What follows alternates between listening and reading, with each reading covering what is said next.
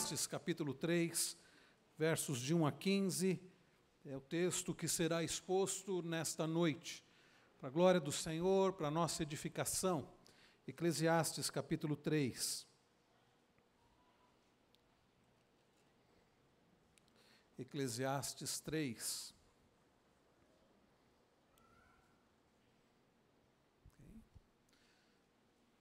Eclesiastes 3. Eu lerei e peço que os irmãos acompanhem com atenção. Não permita que nada o atrapalhe de prestar atenção na leitura da palavra do Senhor. Diz-nos assim: tudo tem o seu tempo determinado, e há tempo para todo propósito debaixo do céu. Há tempo de nascer e tempo de morrer, tempo de plantar e tempo de arrancar o que se plantou, tempo de matar e tempo de curar, tempo de derribar e tempo de edificar, tempo de chorar e tempo de rir, tempo de prantear e tempo de saltar de alegria, tempo de espalhar pedras e tempo de ajuntar pedras, tempo de abraçar e tempo de afastar-se de abraçar, tempo de buscar e tempo de perder, tempo de guardar e tempo de deitar fora, tempo de rasgar e tempo de coser, tempo de estar calado e tempo de falar, tempo de amar e tempo de aborrecer, tempo de guerra e tempo de paz. Que proveito tem o trabalhador naquilo com que se afadiga? Viu o trabalho que Deus impôs aos filhos dos homens, para com ele os afligir. Tudo fez Deus formoso no seu devido tempo. Também pôs a eternidade no coração do homem, sem que este possa descobrir as obras que Deus fez desde o princípio até o fim. Sei que nada melhor para o homem do que regozijar-se e levar a vida regalada. E também que é dom de Deus que possa o homem comer, beber e desfrutar o bem de todo o seu trabalho. Sei que tudo quanto Deus faz durará eternamente. Nada se lhe pode acrescentar e nada lhe tirar. E isto faz Deus para que os homens temam diante dele. O que é já foi, e o que há de ser também já foi. Deus fará renovar-se o que se passou. Vamos orar mais uma vez. Nós já pedimos em favor das crianças, agora vamos pedir ao Senhor que fale ao nosso coração. Feche os seus olhos mais uma vez. Eu não sei como está o seu coração, não sei se o seu coração está angustiado, preocupado. Peça ao Senhor, diga: Senhor, acalma o meu coração, a minha mente, para que eu possa agora compreender a Tua palavra. Ore por você agora. Peça também em favor daqueles que estão ao seu lado. Diga: Senhor, fale também aos meus irmãos.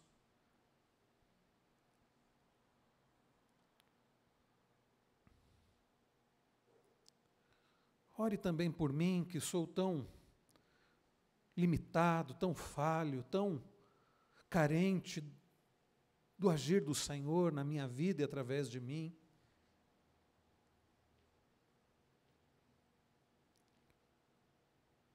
Pai Celestial, que bênção é poder prestar esse culto ao Senhor, e quão preciosa é a Tua palavra. E, ó Deus, neste momento tão sublime deste culto, momento tão importante, depois de já termos podido louvar e bendizer o Teu nome, através de cânticos, hinos, através do conjunto coral, depois de termos podido falar com o Senhor através das orações e ler a Tua palavra, agora pedimos-te, ó Pai, aplica ao nosso coração a Tua palavra, ajuda-nos, ó Deus, a não sermos também meros ouvintes, mas praticantes da Tua palavra. Não permita que nada, nem o calor, nem qualquer distração, barulho, possa nos atrapalhar, ó Deus, de aprender os Teus santos ensinos. Usa a minha vida, ó Pai, que sou tão dependente, carente do Senhor, para a Tua glória, para o bem do Teu povo, em nome de Jesus. Amém. Eu não sei como é que foi a semana dos irmãos. Não sei. Talvez de alguns poucos aqui eu saiba alguns detalhes. Eu não sei se tudo aconteceu do jeito que você planejou. Imagino que não. Nós, por vezes, no início da semana, Já no domingo fazemos planos, na segunda faremos isso, na terça aquilo, mas a semana passa e por vezes as coisas saem tão diferentes do que nós planejamos. Nós não somos Deus, nós não sabemos nem o que é melhor, e é por isso que às vezes mudamos de ideia do nosso plano. E nós não somos, além de não sermos oniscientes, não somos onipotentes. Por vezes planejamos algo, mas não conseguimos cumprir aquilo, não somos Deus.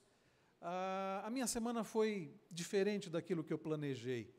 Eu não havia, por exemplo, planejado na terça-feira ter um dente quebrado. Levei as crianças na escola de manhã e 7h pouco da manhã, ao saborear um pãozinho, um pão francês, não era nem uma rapadura, ganhei uma hoje, né? Não sei como é que eu vou poder apreciar essa rapadura hoje. Mas era um pãozinho, e ao morder, senti, falei, esse pão veio com pedra. Não, era mais da metade do meu dente que estava ali. Eu não havia planejado isso, tive que correr lá no consultório do Luciano, né, pedir um socorro lá. Não planejava agora ter que fazer esse tratamento, não planejava, não estava no meu orçamento o gasto. Eu não planejava, no final da tarde, receber um telefonema do falecimento do meu tio. Isso não estava nos planos. Não planejava ter que, depois do estudo bíblico da noite, ir para São Paulo. Não havia planejado passar a noite num velório. Não havia planejado passar a quarta-feira, o dia inteiro, ali com a família, né, no velório, no ofício fúnebre. Não planejava. E tantas outras coisas, queridos, nesta semana que passou, eu não havia planejado. Quantas coisas eu havia planejado fazer e não consegui fazer. Quantas coisas eu não havia planejado fazer e eu tive que fazer. Enfim, as coisas não são como por vezes nós planejamos. Não são. Sabe o que isso nos ensina?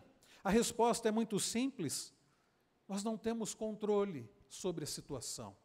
Não estou dizendo que não sejamos responsáveis, não estou dizendo que as nossas atitudes não contam, não é isso. Aliás, somos responsáveis, sim.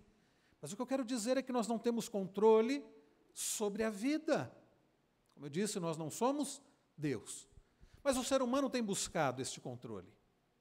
Como nos agrada estar no controle da situação. Como nos agrada poder planejar e realizar. Como nos agrada quando tudo acontece do jeito que planejamos, do jeito que desejamos, do jeito que queremos. Mas as coisas não são assim. Porque nós não temos controle sobre as circunstâncias, não temos controle sobre a nossa vida, não temos controle sobre a vida dos outros, sobre o tempo. Aliás, terrível seria se nós tivéssemos controle, porque nós não somos oniscientes, não sabemos o que é melhor. Seria terrível se tudo acontecesse do nosso jeito. Graças a Deus que não acontece do nosso jeito, mas do jeito de Deus. Há pessoas, o ser humano tem buscado ter o controle. O ser humano tem negado, por vezes, a Deus. Isso não é algo novo.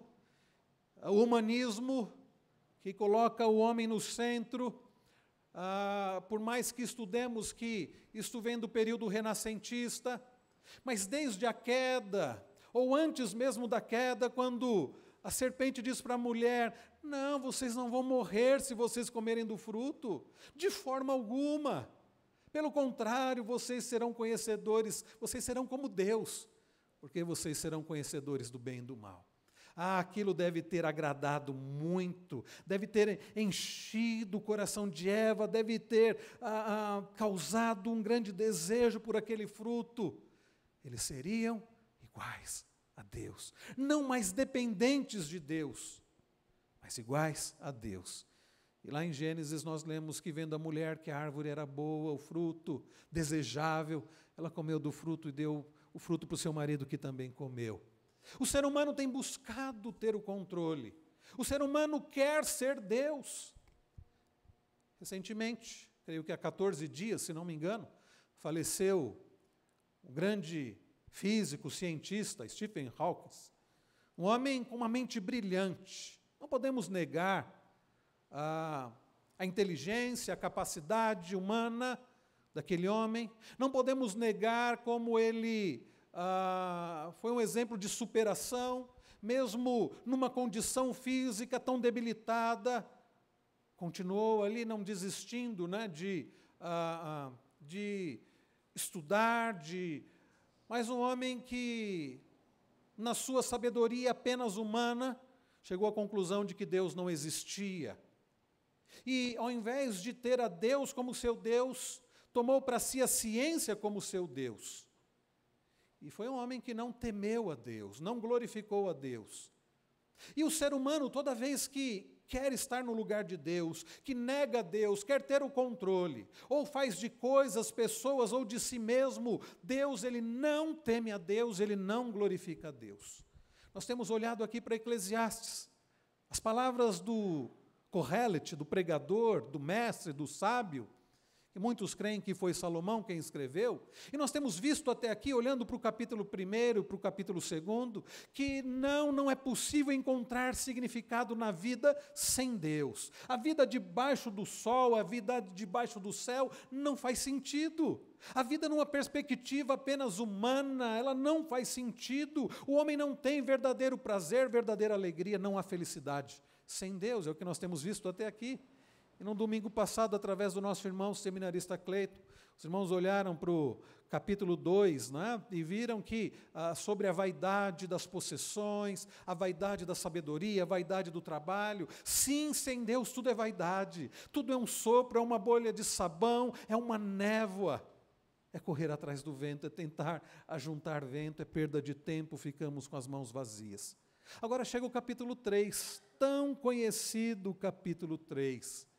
Há uma música dos anos 50, 60, que ficou famosa, né? Música americana, por causa desse capítulo 3, principalmente por causa do poema que existe nesse capítulo, quando nós olhamos dos versos 2 a 8, falam quando o sábio fala, o pregador fala sobre há tempo para todos os propósitos nesta terra. Mas um capítulo muito mal interpretado, sem dúvida alguma. O que podemos aprender, meus irmãos, neste capítulo 3, nesses 15 primeiros versículos que nós lemos hoje? A primeira lição que eu quero destacar aqui, aprendemos que Deus estabeleceu o tempo de maneira soberana. Deus determinou o tempo, todas as coisas de maneira soberana. Olhe comigo o que diz o verso de número 1, Eclesiastes 3:1. Tudo tem o seu tempo determinado, e há tempo para todo propósito debaixo do céu. Vamos ler juntos, irmãos?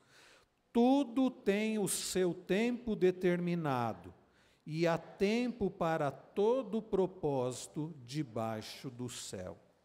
Aqui, queridos, e nós já lemos dos versos 2 a 8 também, este poema dos versos de 1 a 8 pode ser uma das partes, como eu disse, mais conhecidas da Bíblia, para muitas pessoas que não conhecem mais nada da Bíblia, mas já ouviram falar deste texto, já ouviram falar deste poema.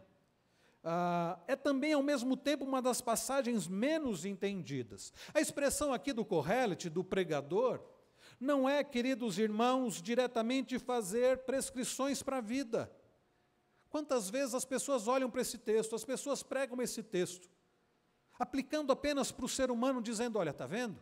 Tudo tem um tempo, você precisa tomar cuidado, você precisa aproveitar o tempo, e não que seja errado fazermos uma das aplicações que seja essa. Aliás, eu confesso aos irmãos que já fiz isso, já preguei esse texto final do ano, dizendo, olha, há tempo e nós precisamos, no próximo ano, pregando, né, no final do ano, nós precisamos aproveitar bem o nosso tempo. Mas, queridos, não é este o ensino principal do texto. Esse texto não tem a ver, primeiramente, com o homem. O fato de que temos que tomar cuidado, que temos que ser diligentes com o nosso tempo, conquanto isso seja verdade, e uma das aplicações do texto, o texto está se referindo à soberania de Deus, ao determinar todas as coisas que acontecem.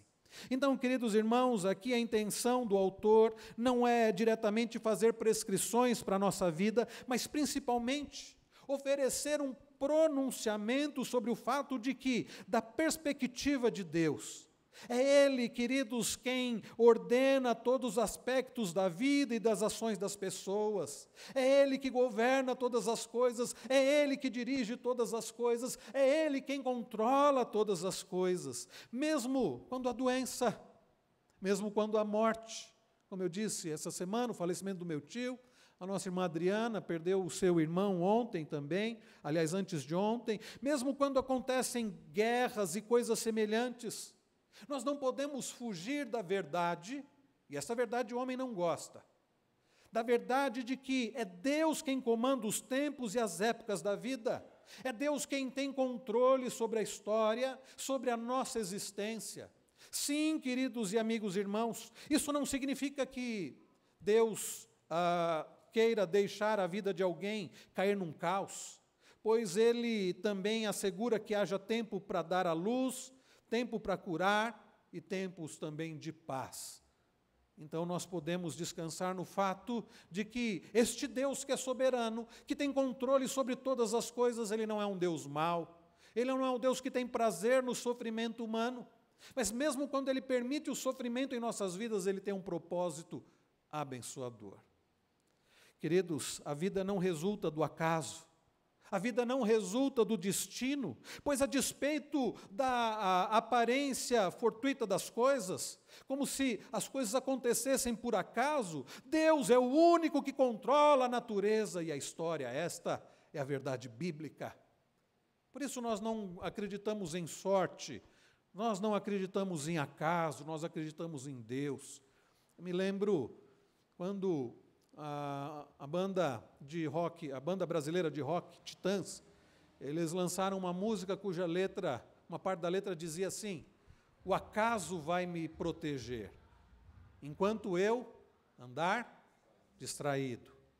O acaso vai me proteger enquanto eu andar distraído. Pouco tempo depois vem a notícia de que um dos integrantes da banda, se não me engano foi o Marcelo Fromer, dos guitarristas da banda, estava passeando de bicicleta, era ciclista, morreu atropelado. E eu fiquei pensando, o acaso vai me proteger enquanto eu andar distraído? E ele morreu atropelado. Nós não cremos em acaso, nós não cremos em proteção do acaso, nós não cremos em sorte, em azar. O que nós aprendemos, queridos, isso é maravilhoso, atente para isso e guarde essa verdade no seu coração, que nós aprendemos ao lermos que tudo tem o seu tempo determinado e há tempo para todo o propósito debaixo do céu. O que nós aprendemos nestes 15 primeiros versículos aqui é que Deus é o único que controla a natureza e a história. Agora, as pessoas que se incomodam com isto são os chamados secularistas. São aquelas pessoas que, de fato, elas desejam ser o seu próprio Deus sobre todas as coisas. E o ser humano, ele deseja isso e nós devemos tomar cuidado, porque se descuidarmos o nosso coração, vai nos levar para isso, como fez com Eva e Adão, e tem feito com muitas pessoas, o desejo de sermos Deus, o desejo de estarmos no controle, o desejo de termos prazer nisso. O homem moderno, eu disse que isso não é coisa nova, mas isso tem ficado tão evidente nos nossos dias. O homem moderno é muitas vezes igualmente otimista a respeito de atingir os mesmos objetivos, ou seja, se tornar o seu Deus, estar no controle de todas as coisas, mas deliberadamente à parte ou separado de Deus. No entanto, eu quero dizer que para todos os afazeres da vida, vejam, eu estou dizendo todos os afazeres da vida, nós precisamos ter a correta compreensão de que estamos debaixo da soberania de Deus. E é por isso que Tiago chega a dizer, olha, nós não podemos dizer eu vou fazer isso, vou fazer aquilo, amanhã, se Deus quiser, porque Deus está no controle de todas as coisas. Deus está no controle de todas as coisas. Então, para todos os afazeres da vida, argumentou aqui Correte, o pregador, Deus estabeleceu um tempo, ou seja, a extensão de tempo, uma ocasião certa para todas as coisas. Nós lemos isso no versículo 1. Deus estabeleceu uma ocasião certa para todas as coisas, para todos os eventos particulares. Quando nós olhamos os versos 2 a 8, nós vemos ele dizendo tempo para isso, tempo para aquilo. A palavra tempo aparece 28 vezes aqui. Então, meus irmãos, Deus estabeleceu eventos particulares para todas as coisas, junto com aquele intervalo de tempo ou ocasião em que o evento é estabelecido e ordenado da providência de Deus. Então, como diz o salmista no Salmo 31:15, a nossa vida, meus irmãos, os nossos tempos estão nas mãos de Deus. Aprenda isso, o seu tempo não está nas suas mãos, em suas mãos. O nosso tempo, a nossa vida estão nas mãos de Deus. Salmo 31:15. Portanto, os que temem a Deus, Paulo chega a dizer lá em Efésios 5:15, devem remir o tempo. E também, queridos, porque Deus tudo fez formoso em seu tempo, como nós veremos também aqui no capítulo 3, verso 11. Então, queridos, para ilustrar essa declaração ampla, e é uma declaração não assustadora, mas confortadora, o escritor se volta para 14 pares de opostos nos versículos 2 a 8. Como eu disse, a palavra tempo vai aparecer 28 vezes, enquanto ele enfatiza o ponto da pré-ordenação divina, e também não podemos deixar de lado da responsabilidade humana. Aliás, irmãos, a doutrina da soberania de Deus, eu creio nela, porque ela é bíblica. A doutrina que diz que Deus controla todas as coisas, que Deus está no controle de todas as coisas, que nada acontece fora da vontade dEle, não anula a doutrina da responsabilidade humana. São paradoxos, aparentes contradições, mas não são contradições em si. Nós chamamos de mistério. Eu não consigo explicar como Deus, sendo soberano em todas as coisas, tendo controle sobre tudo, nós sejamos responsáveis pelas nossas ações, nós não sejamos apenas robôs nas mãos de Deus. Eu não tenho como explicar isso, para mim é um mistério, é algo que está além da minha compreensão, da nossa razão. Mas fato é que Deus está no controle de todas as coisas. Mas nós somos responsáveis pelas nossas ações, sem com isso ferir a soberania de Deus.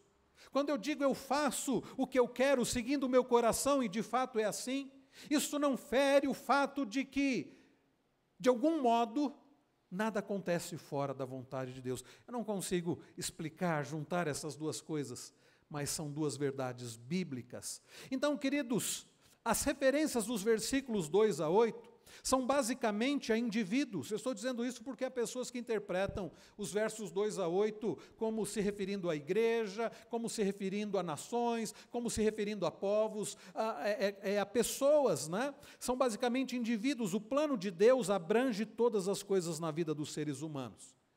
Vejam que, quando nós olhamos os versos 2 a 8, nós podemos concluir que o plano de Deus, de fato, vai abranger todas as coisas na vida dos seres humanos, desde o dia em que nascemos até o dia em que morremos. Verdade é, meus irmãos, que Deus estabeleceu tanto o dia do nosso nascimento como o dia do nosso funeral.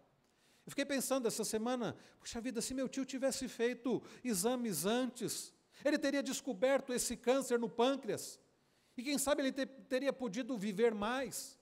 E eu comecei a pensar tantas coisas, até que eu parei e eu disse, não tenho que ficar aqui especulando se tivesse feito isso ou aquilo, ou quando meu pai faleceu, pensando, mas quem sabe se ele tivesse sido socorrido em um hospital com melhores condições. Fato é, meus irmãos, que o dia do nosso nascimento foi estabelecido por Deus, e o dia da nossa morte também. Não está sob o nosso controle. Pessoas com tanto dinheiro não têm controle sobre a vida. Eles podem ter tanto dinheiro, mas quando a doença chega, eles não têm como escapar da morte. Eles podem ter um melhor plano de saúde, eles podem contar com os melhores aparelhos de uma unidade de terapia intensiva, eles podem contar com os melhores médicos, especialistas, mas chega o dia da morte, não há o que fazer. Então, queridos, o plano de Deus envolve toda a nossa vida. Assim, a totalidade da existência humana engloba a lista aqui destas 14 ilustrações da abrangência do plano de Deus. Nós podemos ver isto. Deus é soberano sobre o tempo e sobre tudo o que acontece no tempo. Isso expressa a amplitude abrangente aqui do versículo 1. Tudo tem o seu tempo determinado e há tempo para todo o propósito debaixo dos céus. Sabe o que significa isso? Nada acontece fora da vontade de Deus. Absolutamente nada. Nada acontece sem sua vontade. Sexta-feira nós tivemos aqui o exame do nosso irmão evangelista Israel. Foi examinado pelo presbitério para ser licenciado, foi aprovado. Me chamou a atenção das perguntas que foram feitas para ele. Ele teve que responder perguntas referentes à teologia sistemática, histórica, filosófica, conhecimentos bíblicos, enfim. Mas há um grupo de questões que ele teve que responder que tem a ver com os símbolos de fé da nossa igreja. Perguntas extraídas da Confissão de Fé de Westminster, do Catecismo Maior e do Breve Catecismo. E uma das perguntas que foi feita é a pergunta 18 do Catecismo Maior. Quais são as ações da providência divina de Deus? E, queridos, a resposta a esta pergunta é que as ações da soberania, da providência divina, são as ações de Deus, sábias, né, todas sábias, santas e poderosas, em que Deus governa todas as suas criaturas e todos os seus atos para a sua própria glória. Providência divina significa, queridos, que Deus governa soberanamente todas as coisas para a sua própria glória. Isso engloba as nossas vidas, as criaturas. Então, meus irmãos, e é uma doutrina, eu não sei se você já estudou sobre a doutrina da providência de Deus, é uma doutrina abençoadora, maravilhosa, porque nos ensina que Deus dirige todas as coisas, e Ele é um Deus que é bom, que é misericordioso. E conforme Romanos 8, 28, Ele faz com que todas as coisas aconteçam para o nosso bem, a saber, nos tornar mais parecidos com Seu Filho Jesus. Sim, queridos, nós podemos descansar neste fato. Então, irmãos, nós podemos crer que, nós podemos olhar aqui dos versos 2 a 8, a lista como um todo possui um aspecto compreensivo. Vejam esses 14 pares ao todo, que nós vamos destacar aqui. Em Eclesiastes 3, vemos a ordem soberana aplicada às atividades e aos relacionamentos humanos. Olhem comigo o verso 2. Diz-nos assim: há tempo de nascer e tempo de morrer, tempo de plantar e tempo de arrancar o que plantou. Tempo de nascer, meus irmãos, diz, e tempo de morrer. Alguns creem que aqui o que acontece é uma comparação, né, de opostos, e o que ele está dizendo é como aparece lá em Gênesis 1:1, né? No princípio criou Deus os céus e a terra. A ideia de céus e terra, ou seja, no princípio criou Deus o universo. Alguns creem que quando o sábio aqui, Salomão, o Kohelet diz tempo de nascer e de morrer, está dizendo é o tempo da existência humana, de toda a existência humana. Ele diz tempo de plantar e tempo de arrancar o que plantou. Então, tempo de nascer e tempo de morrer, nós não decidimos nascer, muito menos o tempo de nascer. Nenhum de nós decidiu o tempo de nascer, é verdade. E não decidimos também o tempo de morrer, ainda que algumas pessoas tirem a própria vida, e ainda que alguns defendam a eutanásia, mas, em suma, nós não podemos nem ao menos dizer que estas coisas fogem ao controle de Deus. O poema combina este primeiro par um segundo par. Ele diz tempo de nascer e de tempo de morrer, tempo de plantar e tempo de arrancar o que se plantou. Novamente, meus irmãos, nós não controlamos o tempo de plantar e nem de arrancar o que foi plantado. É fato que você pode plantar fora de época. E é claro que você pode colher fora de época, mas não será uma boa plantação e não será uma boa colheita. Então, queridos, Deus estabeleceu tempos específicos. Aqueles que conhecem da agricultura sabem que existe o tempo específico para plantar e para colher. E neste quesito, eles não irão plantar fora de época, e também não irão colher fora de época, porque serão prejudicados, porque existem tempos estabelecidos para isso. Plantamos árvores frutíferas no tempo apropriado, e quando ficam velhas e não produzem mais frutos, o que acontece? Elas devem ser arrancadas. Então, existe tempo para isso. No verso 3, nós lemos tempo de matar e tempo de curar. Novamente, nós não controlamos o tempo apropriado para isso. E alguém pode até questionar, mas há tempo de matar? Bom, se nós considerarmos, por exemplo, o que diz respeito à autodefesa, Se nós considerarmos, por exemplo, a guerra justa, quando um povo vai se defender de inimigos, sim, há tempo de tirar a vida. O mandamento do Senhor é: não matarás. E neste mandamento envolve a preservação da vida. E se alguém vier a atentar contra a nossa vida, nós deveríamos sim ter o direito de poder proteger a vida da nossa família. Aliás, está em discussão essa questão do desarmamento, né? De acordo com a Bíblia, não quero polemizar aqui, não é este o nosso tema principal, mas de acordo com as Escrituras, sim, o homem deveria ter direito a poder proteger a sua família. Não somos, e eu particularmente não sou favorável a que andemos armados, até porque pode acontecer alguma bobagem num momento de nervoso, e nem sou favorável também defendendo que você deva ter arma na sua casa. Quantos acidentes acontecem? Não é isso que eu estou dizendo. O que eu estou dizendo é que a pessoa deve ter, sim, o direito de ter algo que ele possa proteger a sua vida e a vida da sua família, sem dúvida alguma. E deve ter o direito à sua autodefesa.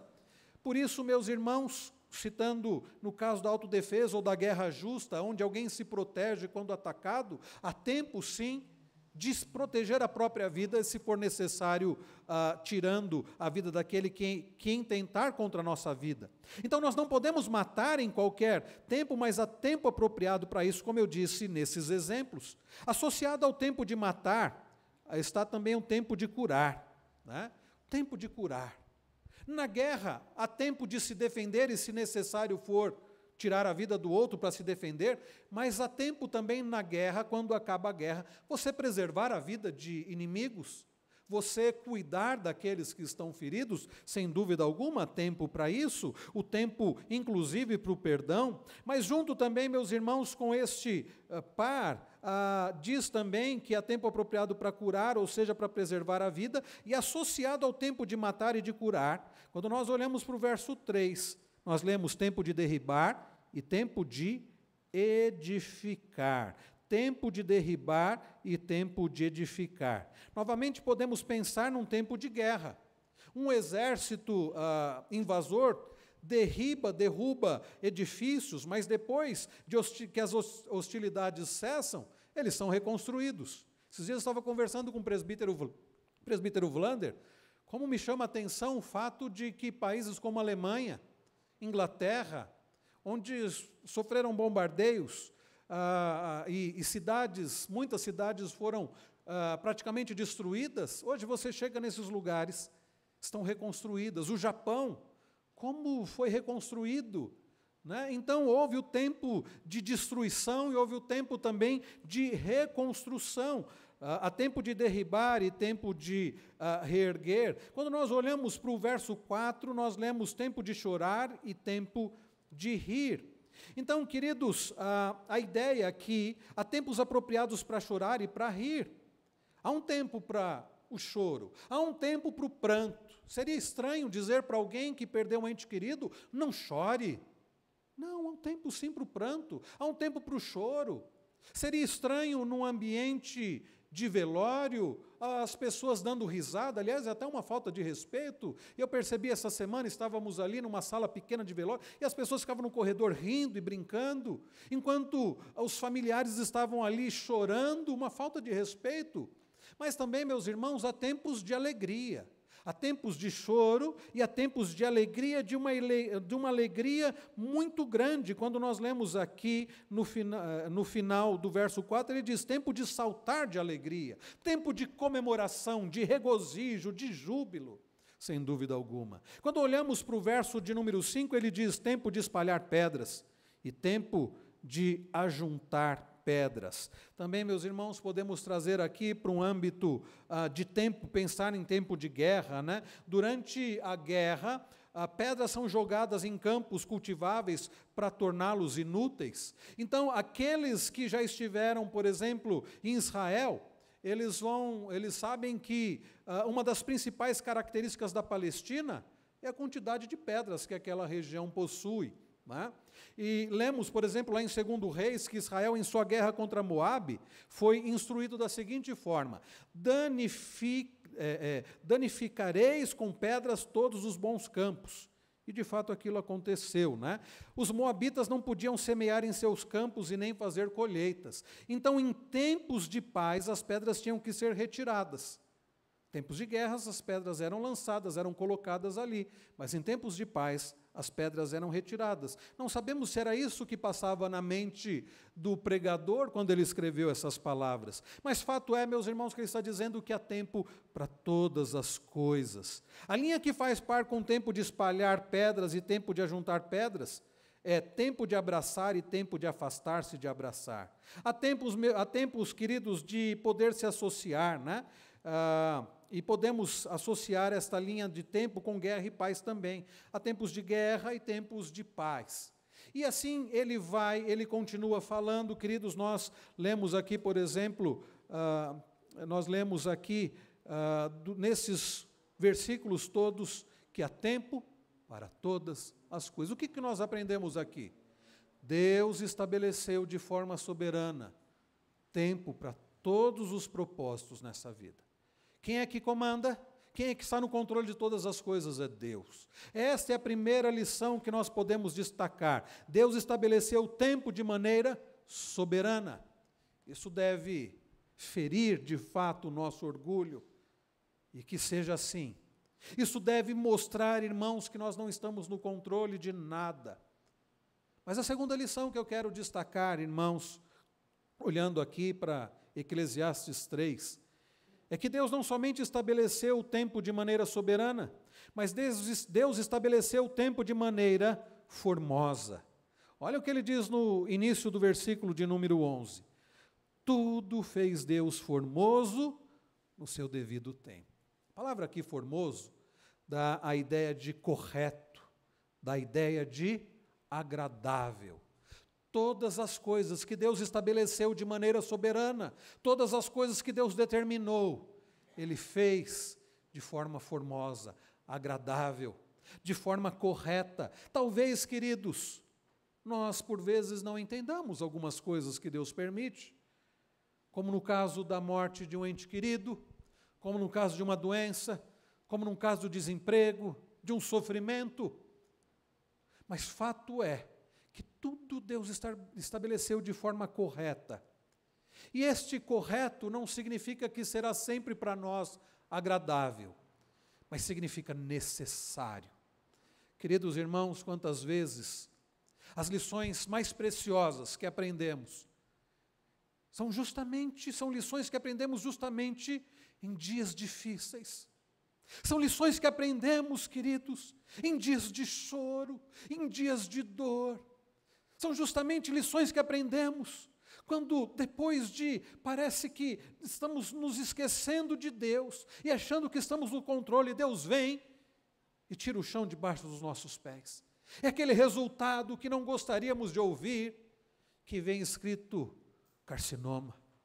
É aquele resultado médico que não esperávamos, que achávamos que só vem na casa do outro, só acontece na vida do outro, na família do outro. É quando, meus irmãos, o desemprego bate à porta. É quando pessoas que estimamos e amamos nos abandonam.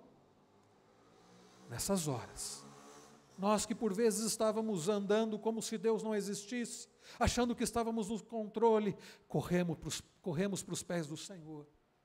Buscamos ao Senhor. Queridos, verdade é, e eu creio que os irmãos podem testemunhar disso, que os momentos em que nós mais oramos, mais buscamos a Deus, mais nos colocamos diante do Senhor, clamando ao Senhor, buscando ao Senhor, são nos dias difíceis, nos dias de sofrimento, nos dias de dor, nos dias de luto, nos dias de dificuldade.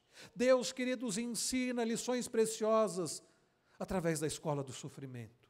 E é por isso, queridos, que podemos dizer que Deus estabeleceu todas as coisas de maneira soberana. E que Deus, como diz aqui o início do verso 11, tudo fez de maneira formosa, no sentido de correta. Por vezes são coisas agradáveis, por vezes são formosas apenas no sentido de correta. É interessante quando nós lemos, por exemplo, no Salmo 119, no versículo de número 71, o salmista diz: foi-me bom ter eu passado pela aflição. Olha que declaração estranha. Foi-me bom ter eu passado pela aflição. Não, o salmista não era masoquista. Não, o salmista não tinha prazer na aflição. O que ele estava dizendo aliás, ele não diz, está sendo bom passar pela aflição. Certamente, enquanto afligido, ele não achou bom. Certamente o salmista, na aflição, deve ter dito, Senhor, tem misericórdia de mim. Senhor, livra-me desta situação. Certamente ele deve ter orado como Paulo orou, clamando a Deus que tirasse o espinho na carne. Mas por que ele escreve, foi-me bom ter eu passado pela aflição? Ele diz, foi-me bom ter eu passado pela aflição para que aprendesse os teus decretos. Depois de ter sido afligido, depois de ter sofrido, ele olha para trás e ele entende, Senhor, aquilo foi necessário, não foi agradável. Nenhuma aflição é agradável, é aflição. Mas depois de passado, quantas vezes, queridos, coisas em nossa vida, que no momento em que passamos nós não tivemos prazer naquilo, coisas que nos machucaram, que nos fizeram sofrer, mas agora, tempos depois, nós olhamos para trás e dizemos, Senhor, graças te dou por eu ter passado por aquilo, porque aquilo foi precioso para a minha vida, foi através daquilo que eu pude aprender a tua vontade, foi através daquela situação que eu pude buscar ao Senhor, voltar para o Senhor, fazer aquilo que eu deveria fazer. Tudo fez Deus formoso no seu devido tempo. Pode não parecer formoso na hora, mas é formoso no sentido de correto, necessário. Há algo que vai revelar a formosura, quem sabe, anos depois. Há algo cuja formosura será revelada, quem sabe, na glória. Eu creio, irmãos, que há situações em nossas vidas que nós não vamos entender aqui. Estênio Marcos tem uma música que ele fala do tapeceiro, que a nossa vida é como vida de tapeceiro. Já ouviram aquela história da criança cuja mãe está ali fazendo tricô, crochê, e não me perguntam a diferença, mas a mãe está ali bordando, tricotando, e a criança está aos pés olhando, e conforme a criança olha para cima, o que ela vê é um emaranhado de fios, e não faz sentido aquilo que a mãe está fazendo. E a criança olha e acha aquilo muito estranho. Mas após terminado aquele pano, aquela toalha, aquele tapete, eu não sei, quando a criança olha, faz sentido. Por vezes, meus irmãos, muitas coisas serão assim na nossa vida. Coisas que não fazem sentido, linhas de cores diferentes, formas estranhas, que Deus vai tecendo. O grande tecelão é o Senhor. Linhas que não fazem sentido, mas que após a obra pronta, poderemos olhar a formosura e dar graças ao Senhor e glorificar ao Senhor, que é o tecelão, e que sabe o que é melhor para nós. Israel certamente não havia entendido os momentos em que Deus disciplinou. Certamente quando nós olhamos, por exemplo, para Daniel capítulo 1, diz que Deus entregou Israel nas mãos de Nabucodonosor. Coisa estranha. Não foi por acaso que o povo de Deus foi se tornar escravo, foi se tornar cativo na Babilônia, e depois passou pelos assírios. Não, nada é por acaso. Eu já disse, nós não acreditamos em acaso. Todas as coisas acontecem conforme a vontade do Senhor. E Deus, como Pai amoroso, disciplina quem Ele ama. E quantas vezes Deus disciplinou o seu povo, e quantas vezes Deus tem feito a mesma coisa hoje. Tudo fez Deus de forma formosa. Deus, queridos, Deus fez formoso, tudo fez Deus formoso no seu devido tempo. Também, queridos, podemos destacar em terceiro lugar, Deus estabeleceu o tempo de maneira soberana, Deus estabeleceu o tempo de maneira formosa, correta, mas em terceiro lugar, Deus estabeleceu o tempo de maneira imutável. Versos 14 e 15. Peço que os irmãos leiam, eu vou ler o 14, peço que os irmãos leiam o 15. Sei que tudo quanto Deus faz durará eternamente, nada se lhe pode acrescentar e nada lhe tirar. E isto faz Deus, para que os homens temam diante dele.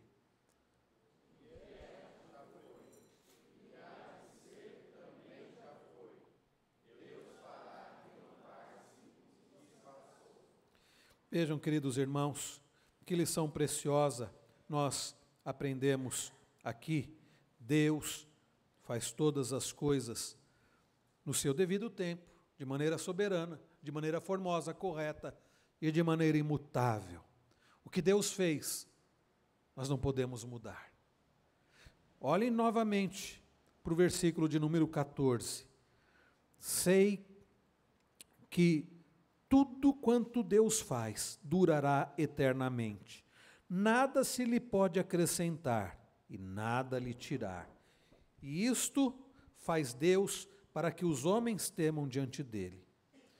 Meus irmãos, Deus faz tudo que Deus faz durará eternamente, não podemos acrescentar, não podemos tirar. O nosso passado, nós olhamos para o passado, tem coisas que nós gostaríamos de acrescentar, não é verdade? Às vezes eu caio nessa bobagem de ficar pensando no passado, se eu pudesse acrescentar isso e aquilo, se eu tivesse feito aquilo. Essa semana eu pensei, eu devia ter visitado mais o meu tio, tantas coisas para falar para ele que eu não falei, eu não posso acrescentar nada. Nós olhamos para o nosso passado e pensamos, quantas coisas para tirar. Tem mais ainda, né, meus irmãos? Eu não devia ter feito aquilo, se eu pudesse arrancar aquilo do meu passado, mas nós não podemos fazer isso. E com o futuro, nós não conhecemos o futuro. Nós temos estudado aqui às terças-feiras sobre o tema como vencer a ansiedade. E temos visto que o problema da ansiedade é que nós queremos viver o amanhã e não o hoje. E não há como viver o amanhã. Jesus em Mateus 6 nos ensina. Nós precisamos viver o hoje. Irmãos, o que Deus faz, Ele faz do jeito dEle, para a glória dEle, e nós não podemos mudar. Eu não estou dizendo aqui não defendo o fatalismo, como eu disse, eu creio na responsabilidade humana. O que eu quero dizer é que aquilo que Deus estabeleceu, os propósitos eternos de Deus, nós não temos poder para mudar. Nós temos chance sim de viver como temos que viver, e é por isso que precisamos remir o tempo, por isso que precisamos pedir sabedoria para viver de forma agradável ao Senhor, para a glória dEle, mas aquilo que Deus determinou, nós não temos poder para mudar. Ele está no controle de todas as coisas, Ele faz o que Ele quer. Quando nós lemos na palavra de Deus, nós lemos, por exemplo, Romanos 9, nós lemos outras passagens, Romanos 11, e tantas outras passagens que a Bíblia deixa claro que nós não temos poder para mudar os propósitos de Deus. Hoje as pessoas querem fazer isso, querem fazer com que Deus haja da forma delas e que Deus, como se Deus fosse um gênio da lâmpada, como se Deus fosse um escravo. Não, Ele é Deus, não nós. Nós não cremos, queridos, no teísmo aberto, que Deus abriu mão da sua soberania para respeitar a vontade do homem. Não, meus irmãos, Deus continua sendo Deus. E nós continuamos dependendo dEle. Então, queridos, Deus estabeleceu o tempo de maneira imutável. E nós lemos também no versículo de número 15, ele diz, o que é já foi, e o que há de ser também já foi. Deus fará renovar-se o que se passou. Daqui a pouco eu vou falar um pouquinho mais sobre esse versículo. Queridos, eu não posso encerrar aqui, até porque eu não falei de alguns versículos, os versos 9 a 13, mas a pergunta que fica, antes de nós encerrarmos essa mensagem é, se Deus estabeleceu todas as coisas de maneira soberana, é Ele quem manda, é Ele quem dirige todas as coisas. Se Deus estabeleceu o tempo de maneira formosa, correta, se Deus estabeleceu o tempo, todas as coisas de maneira imutável, firme, conforme a sua vontade, não segundo o nosso poder, a pergunta que fica para nós é, diante dessas verdades, o que cabe ao homem? O que, meus irmãos, isso tem a ver com a nossa vida? O que isso deve, meus irmãos, fazer, de que forma isso deve nos levar a agir? Primeira coisa que eu quero destacar aqui, olhando para os versos 9 a 13, é que nós precisamos, queridos, diante dessas verdades, reconhecer a soberania de Deus, reconhecer a nossa finitude, a nossa dependência, reconhecer a soberania de Deus, vivendo de forma dependente dEle. Olhe comigo a partir do verso 9. Que proveito tem um trabalhador naquilo com que se afadiga? Viu o trabalho que Deus impôs aos filhos dos homens, para com ele os afligir. O pregador está voltando aqui para o capítulo 2. Faz a mesma pergunta. Afinal de contas, qual é o proveito que o homem tem do seu trabalho? Alguns poderiam correr e responder: nenhum de fato. Quando nós consideramos acerca do esforço do homem, a parte de Deus, nós não podemos nada sem Deus. E, de uma certa perspectiva, o nosso esforço será nulo diante daquilo que Deus estabeleceu, se nós tentarmos agir de forma contrária à vontade dEle, se nós tentarmos estar no controle de todas as coisas, se nós quisermos nos colocar no lugar de Deus. Não há proveito. Nós não temos, queridos, como realizar mudança. Mas, de fato, meus irmãos, conquanto possamos dizer que na perspectiva sem Deus não há proveito algum, não, este livro não é pessimista, porque nós acabamos de ler no verso 11 que tudo Deus fez formoso no seu devido tempo. E vejam que ele diz mais no verso 11: também pôs a eternidade no coração do homem, sem que este possa descobrir as obras que Deus fez, desde o princípio até o fim. Bom, não há ganho à parte de Deus, nós não podemos mudar as coisas pela nossa vontade, se aquilo não for a vontade de Deus. Mas Deus faz tudo de forma correta, e o pregador diz que Deus colocou a eternidade em nosso coração. Nós não somos como animais, nós temos consciência da nossa existência, e nós não fomos criados para deixar de existir um dia. Deus pôs a eternidade em nosso coração, nós fomos criados imagem e semelhança de Deus. Os animais não foram, o resto da criação não é imagem e semelhança, o ser humano sim. Ainda que, através da queda, essa imagem e semelhança tenha ficado profundamente desfigurada, através de Cristo Jesus, Deus está restaurando essa imagem e semelhança em nós.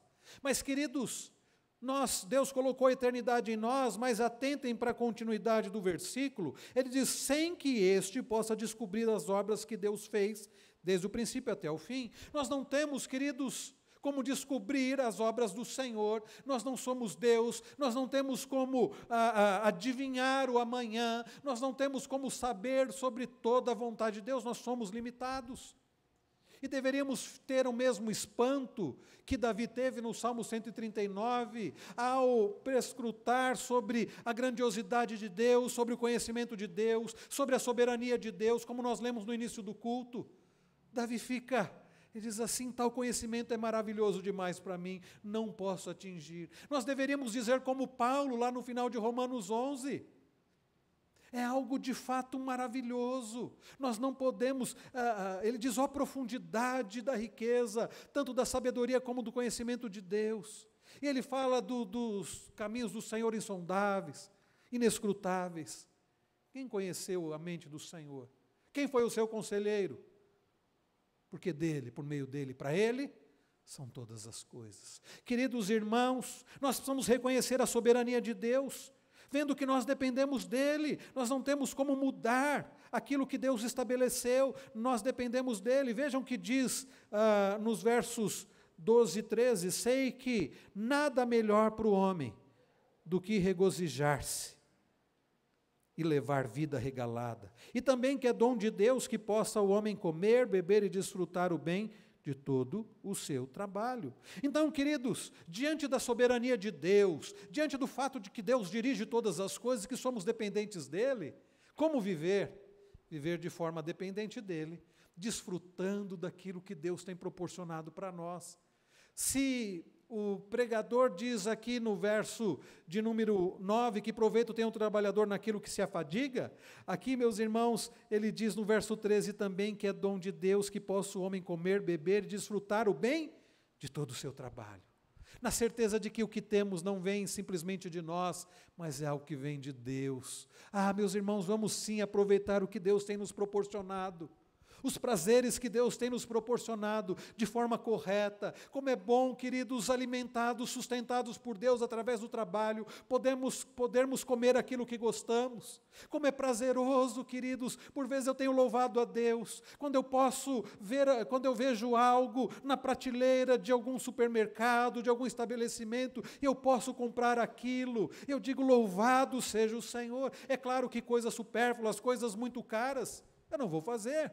Nós não podemos ser irresponsáveis. Há lugares, há restaurantes que eu nunca fui, provavelmente eu nunca irei.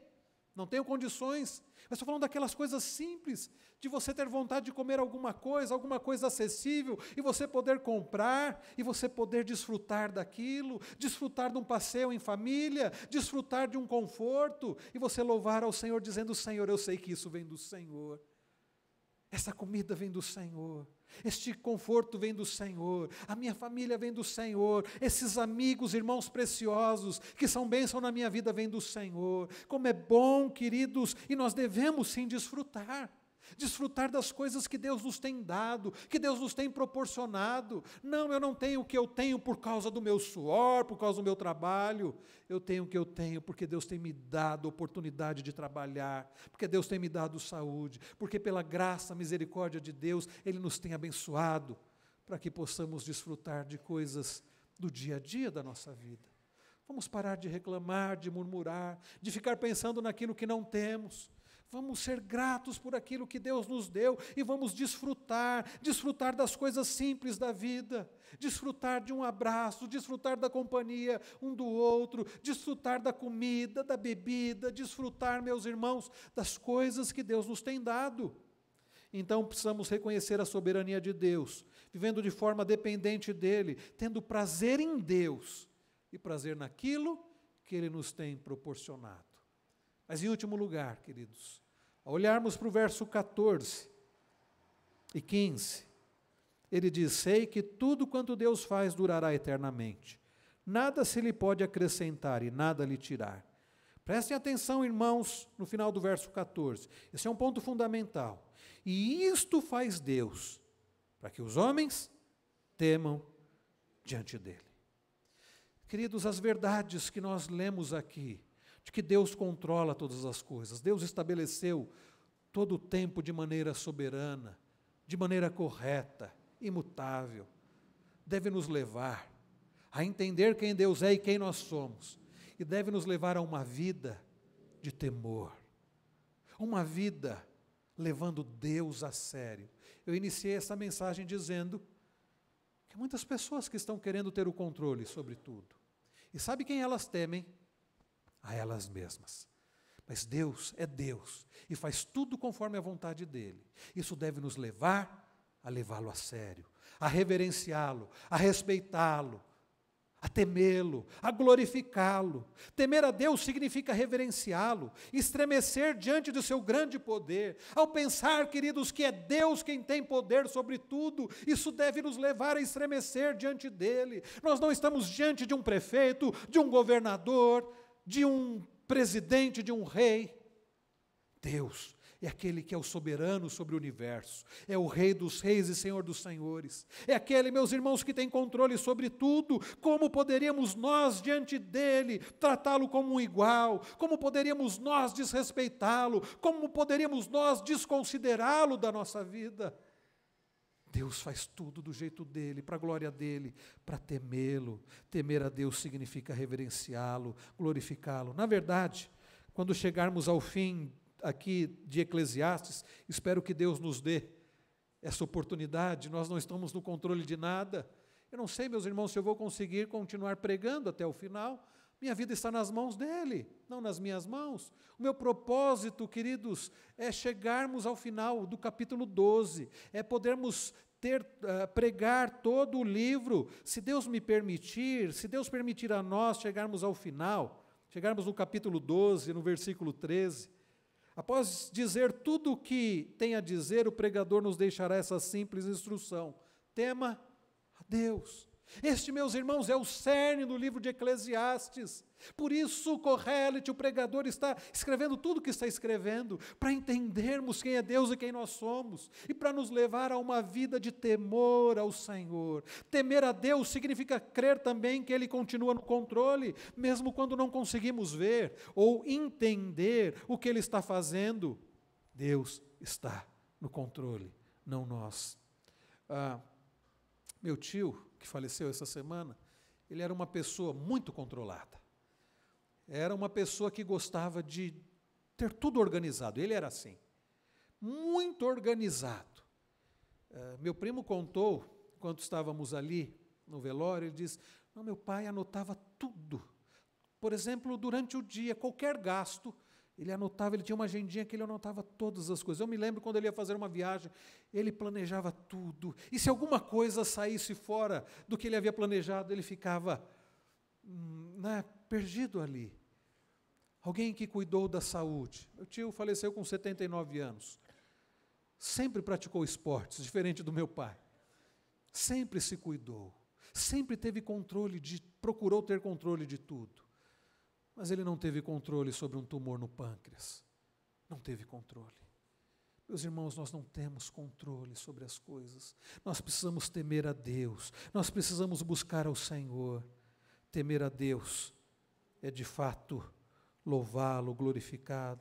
Por que nós não tememos a Deus? Porque nós por vezes queremos ter o controle.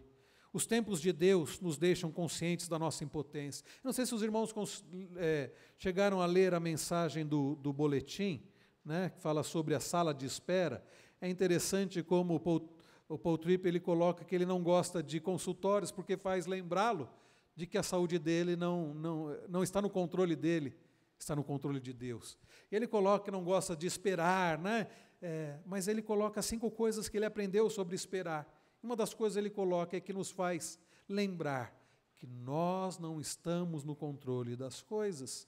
Então, os tempos de Deus nos deixam conscientes da nossa impotência. Não podemos controlar os tempos. Os tempos de Deus nos deixam conscientes da nossa total dependência de Deus. Não podemos sequer conhecer os tempos.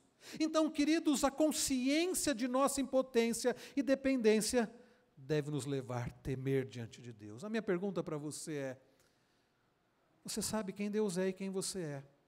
Você tem tido uma vida de temor a Deus? Você tem levado Deus a sério? Você tem vivido na dependência dEle, desfrutando do que Ele te dá, descansando na providência de Deus? Sabe por que nós temos muitas pessoas ansiosas, aflitas, síndrome do pânico, muitas causas até de depressão, angústia, precisando de remédio para dormir? Porque não sabem quem Deus é. Porque não descansam na providência de Deus, porque não confiam no Senhor de todo o coração, porque estão tentando ter o controle. Nós precisamos, queridos, entender que nossa vida está no controle de Deus. A consciência de nossa impotência e dependência, então, deve nos levar a temer diante de Deus. Ele é o Deus soberano que controla todas as coisas. Isso nos faz lembrar as palavras de Jesus lá em Mateus 10, 29 a 30. Ele diz: não se vendem 2 pardais por um asse, e nenhum deles cairá em terra sem o consentimento do vosso Pai. E quanto a vós outros, até os cabelos, todos da cabeça, estão contados. Até os cabelos todos da cabeça estão contados. Ele é o Deus que tem controle sobre tudo. E no verso 15, queridos, finalizando, o pregador reitera mais uma vez sua afirmação de que Deus controla todas as coisas. O que é, já foi. E o que há de ser também já foi. Irmãos, isto é, o presente já esteve no passado, e o futuro já está no presente. Em outras palavras, passado, presente, futuro estão unidos. Deus não está no tempo como nós, Deus está acima do tempo. O fim do verso 15 repete esta noção: Deus fará renovar-se o que se passou, isto é similar, queridos, ao do poema inicial. O que foi é o que há de ser, e o que se fez, isso se tornará a fazer. Nada há, pois, novo debaixo do sol. Está lá no versículo 9 do capítulo 1. Os tempos de Deus não apenas durarão eternamente, mas também formam um todo coerente. O ponto é que Deus está no controle dos tempos, e nós, queridos, devemos viver de maneira a glorificá-lo, a depender dEle. Eu quero pedir. Nós cantamos um hino, e eu não sei se os irmãos conheciam o hino que nós cantamos ainda há pouco, o hino 163. Vejam o que diz, não sei se os irmãos prestaram atenção na letra. Olha que coisa maravilhosa, que declaração maravilhosa. As suas mãos dirigem meu destino. Ó Deus de amor, que seja sempre assim. Teus são os meus poderes, minha vida. Em tudo, ó Pai, em tudo, eterno Pai, dispõe de mim. Meus dias, sejam curtos ou compridos, estão nas mãos do Senhor, né? Passados, diz ele, passados em tristeza ou prazer, em sombra ou luz, de acordo com o teu plano. É tudo bom se vem do seu querer. Se vem do querer do Senhor, Deus tudo faz formoso, é tudo bom. A segunda estrofe diz: as tuas mãos dirigem meu destino, por mim cravadas na sangrenta cruz, por meus pecados foram transpassadas, bem posso nelas descansar, Jesus. Nos céus erguidas, se referindo às mãos de Cristo, sempre intercedendo, as santas mãos não pedirão em vão. Ao seu cuidado, em plena confiança, entrego a minha eterna salvação. Terceira estrofe. As tuas mãos dirigem meu destino. Acasos para mim não haverá. O grande Pai vigia o meu caminho e sem motivo não me afligirá. Quando Deus permite um sofrimento, Ele tem um propósito. Encontro em seu poder constante apoio. Forte é seu braço, insone o seu amor. Por fim, entrando na cidade eterna, eu louvarei meu guia e Salvador.